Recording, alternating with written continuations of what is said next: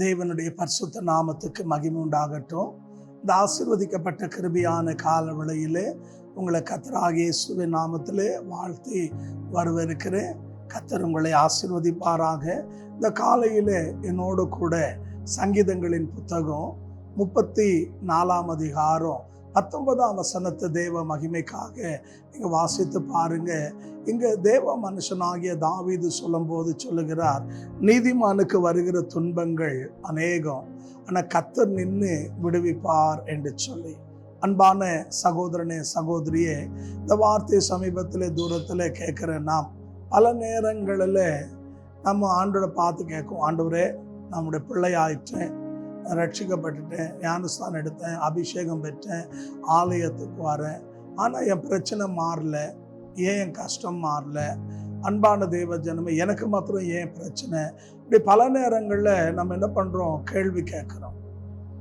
ஒன்று, நம்முடைய வாழ்க்கையில் அன்பான தேவ ஜனமே நம்ம என்ன பண்ணணும், புரிந்து கொள்ளணும். ஏன்னா கர்த்தருடைய வசனம் சொல்லுகிறது, 1 பேதுரு 1 அதிகாரம் 5-7 வசனம் நீங்கள் வாசிங்கன்னா, பிரியமான தேவ ஜனமே, அழிந்து போகிற பொண்ணானது எப்படி அக்கினியிலே போடப்பட்டு சுத்த பொண்ணா விளங்குதோ, அதே போலவே நம்மையும் சில நேரங்களில் சில அனுபவத்தின் வழியா சில கடினமான பாதைகளை நம்மளோட வாழ்க்கையில் கடக்க வேண்டிய சூழ்நிலைகள் வரும். நம்ம அந்த சூழ்நிலைகளில் நம்ம என்ன ஆகிடக்கூடாதுன்னா, பின்வாங்கிடக்கூடாது, சோர்ந்து போகக்கூடாது. அப்போதான் நம்மளோட வாழ்க்கையில் ஜெபத்தை அதிகரிக்கணும், கர்த்தருடைய வசனத்தை அதிகமாக நம்ம வாசித்து தியானிக்கணும். அப்போ நம்ம என்ன பண்ண முடியும்னா, அந்த பாடு பிரச்சனைகள் எல்லாம் நம்மால் என்ன பண்ண முடியுங்க, ஜெயிக்க முடியும். தேவன் நமக்கு என்ன பண்ணுவார், உதவி செய்வார். ஆகையால் தாவீதுனுடைய வாழ்க்கையை நீங்கள் சற்று திரும்பி பார்த்தீங்கன்னா, அவர் எப்போ பரிசுத்தாவின் அபிஷேகம் பெற்றாரோ, கோலியாத்தை கொன்னாரோ, ஜனங்கள்லாம் என்ன பண்ணிட்டாங்க அப்படின்னு சொன்னீங்கன்னா, சவுலு கொன்னது 1000, தாவீது கொன்னது 10000 அப்படின்னு சொல்லி அவர் எல்லாரும் பாராட்ட தூக்க ஆரம்பித்தாங்க. அன்னைக்கு அவருக்கு ஆரம்பித்தது, அன்பான தேவ ஜனமே, 13 வருஷ காலம் தாவீது என்ன பண்ணாருன்னா, மலைகளிலும் காடுகளிலும் குன்றுகளிலும் அன்பான தேவ ஜனமே சவுல் கைக்கு தப்பி ஜீவன் பழச்சா போதும்னு சொல்லி அவர் ஓடிக்கொண்டிருந்தார். ஆகையால் தான் அவர் சொல்றார், நீதிமானுக்கு வருகிற துன்பம் அநேகம். அப்படின்னா பிரச்சனை வராதுன்னு இல்லை, வரும். ஏன்னா ஆண்டவரே சொல்லிட்டார்.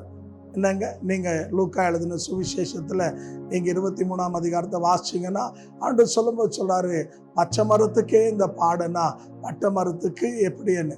அப்போது இந்த உலகம் ஆண்டவரையும் விட்டு விடல, உன்னையும் விட்டு விடாது, என்னையும் விட்டு விடாது. எல்லா மனுஷனுக்கும் கண்டிப்பாக என்ன வரோம்னா, சோதனைன்றது வரும், பிரச்சனைன்றது வரும். அன்பான தேவச்சனமே, நம்ம தப்பு செய்யலைன்னா கூட நம்ம பாவத்தை செய்யலைன்னா கூட, நம்ம தேடின்னு போலன்னா கூட அது நம்ம மேலே வரும். இப்போ யோசிச்சு பாருங்க, அவர் எந்த தவறும் செய்யலை.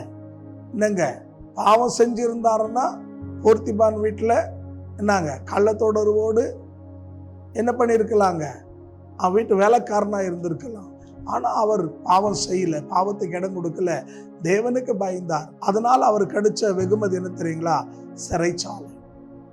ஆனால் ஒன்று, அந்த பாடு நிரந்தரமாக இருந்துச்சான்னு கேட்டிங்கன்னா இல்லை, கொஞ்சம் காலம்தான். அந்த பாடுக்கு பின்னால் அவருக்கு என்ன இருந்துச்சு அப்படின்னு சொன்னீங்கன்னா, ஒரு உயர்வு இருந்துச்சு.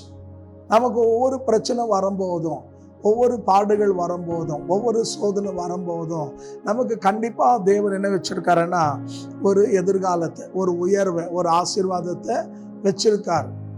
ஆகையால் தான் தாவீது சொல்றார், நீதிமானின் தலைமையில கொட்டட்டும் அப்படின்னு சொல்லி. அன்பான தேவச்சனமே, பிரச்சனையை பார்த்து நம்ம என்ன பண்ணக்கூடாது, பயப்படக்கூடாது, ஜெபிக்க வேண்டும். ஏன்னா கர்த்தர் சொல்றார், நான் நின்று விடுவிப்பேன், கண்டிப்பா விடுவிப்பார். இப்போ ஷாத்ராக் மேஷாக் ஆபேத்நேகோ அவர் ராஜா வச்ச 60 அடி உயரமுள்ள பொருசலை வணங்க மாட்டேன்னாங்க. அதனால என்ன ஆச்சுன்னு சொன்னீங்கன்னா, 2 மடங்கு இருந்த அக்னி 7 மடங்கு, நான் செத்தாலும் சாவேன், ஆனால் நீ சொன்னதை செய்ய மாட்டேன்னு சொன்னாங்க. நீங்கள் எஸ்தரின் புத்தகம் 2 அதிகாரம் வாசிச்சிங்கன்னா, பிரியமால எல்லாரும் ஆமான என்ன பண்ணாங்கன்னா, பணிந்து கொண்டாங்க. மொர்தெக்காய் மாத்திரம் பணிந்து கொள்ளலை. அதனால் என்ன ஆச்சுன்னா, உலகம் எங்கே இருக்கிற யூதர்களை ஒரே நாளில் கொல்லணும்னு சொல்லி தீர்மானம் பண்ணாங்க. ஆனால் அவன் ஜெபம் பண்ணாங்க. ஒவ்வொரு காலகட்டத்தில் ஒவ்வொரு விதமான பாடு, ஒவ்வொரு விதமான சத்துருக்கள் என்னங்க ஒரு விதமான எதிர்ப்பு விரோதங்க எழும்பிக்கொண்டே இருந்தது. இது இன்னைக்கு இல்லை, என்னங்க ஆதி காலத்தில் இந்த பிதாக்களுடைய காலத்திலிருந்து இந்த நாள் வரைக்கும் சபை உபத்திரவத்தின் வழியா பாடு வழியா தான் என்ன ஆனதுன்னு கேட்டீங்கன்னா குறைந்து போல பெருக ஆரம்பித்தது. எவ்வளோ சபை உடைக்கப்பட்டதோ அவ்வளவோ விஸ்தாரமானது. எவ்வளோ தேவ ஜனங்க துன்பப்படுத்தப்பட்டார்களோ அவ்வளவு நாளுக்கு நாள் விருத்தி அடைந்தார்கள். ஆகையாலே சோர்ந்து போவாதேருங்க. நம்முடைய தொடக்கம் ஒருவேளை அற்பமாக இருக்கலாம், ஆனால் நம்முடைய முடிவு சம்பூர்ணமாக இருக்கும். ஆகையால் தான் இந்த சங்கீதம் 34 அதிகாரம் 17 வசனத்துல தாவீது சொல்லும்போது சொல்றாரு, நீதிமான் கர்த்தரை நோக்கி கூப்பிடும் போது அவனை கர்த்தர் என்ன பண்றாரா, எல்லா இடுக்கங்களுக்கும் அவனை தப்பு வைக்கிறாராம். நம்ம தேவனை சார்ந்து கொள்ளும் போது நமக்கு மலை போல பிரச்சனை இருக்கும், கர்த்தர் பனி போல என்ன பண்ணுவாருங்க மாத்த தேவனால ஆகும். எது நம்மால முடியல அதை தேவன் செய்வார். நீங்க 34 சங்கீதம் 6 வசனம் வாசித்து பாருங்க. தாவீது சொல்லும்போது சொல்றார், இந்த ஏழை கூப்பிட்டு கர்த்தர் இடுக்கங்களுக்கு தப்புவித்தார் என்று. இப்போ நம்முடைய தேவன் கண்டிப்பா நம்மளை கைவிடுறவர் அல்ல. கண்டிப்பா நம்ம என்ன பண்றாருங்க பிரச்சனையிலேருந்து தப்பு வைப்பார். ஒன்றை தெரிஞ்சுக்கொள்ளுங்க பிரியமான தேவஜனம், ஆபிரகாம் ஈசாக்கை கொண்டு போய் பலி கொடுக்க போனார். ஆனா பின்னால் அவருக்கு என்ன காத்திருந்துச்சுன்னா உயர்வு காத்திருந்தது. சாகியல் ஒவ்வொரு தேவ பிள்ளைகளுக்கும் இந்த காலையில கர்த்தருடைய ஊழியக்காரனா சொல்ற தேவ ஆலோசனை என்னன்னா, உனக்கு சோதனைங்க வரும்போது, பாடுங்க வரும்போது, சில துன்பங்க வரும்போது, சில விதமான சவால்கள் வரும்போது, சில சத்துருக்கள் வரும்போது என்ன பண்ணாதீங்க, சோர்ந்து போவாதீங்க. கர்த்தருடைய வசனத்துல பலப்படுங்க, ஜெபிங்க, கர்த்தரை சார்ந்து கொள்ளுங்க. கண்டிப்பா கர்த்தர் என்ன பண்ணுவாருங்க உங்களை எல்லா இடத்துல. இந்த சங்கீதம் 50:15 வாசித்து பாருங்க. ஆபத்து காலத்துல என்னை கூப்பிடு, நான் உன்னை விடுவிப்பேன், நீ என்ன மகிமைப்படுத்த. கண்டிப்பா தேவன் நம்மளை என்ன பண்ணுவாருங்க எல்லா பிரச்சனையிலேருந்து கர்த்தர் நம்ம விடுவிப்பார். மலை போல இருக்கும், கர்த்தர் பனி போல மாற்றுவார். இன்று கண்ட எகிப்தினை இனி ஒருபோது நீ காண மாட்டேன். கர்த்தர் அற்புதங்களை செய்து உன் கண்கள் அதிசயங்களை காணும்படியாக உன்னை வழி நடத்தி ஆசீர்வதிப்பார். எத்தனை பேர் விசுவாசிக்கிறீங்க? இருக்கிற இடத்துல தலைகளை தாழ்த்தி கண்களை மூடி நாம் ஜெபிப்போமா? எங்களை கிருபையாய் நேசிக்கிற நல்ல ஆண்டவரே, இந்த நாளில் கர்த்தாவே தேவரீர் ஆண்டவரே, நீதிமானுக்கு வருகிற துன்பங்கள் ஏராளம் என்று சொன்னீர்.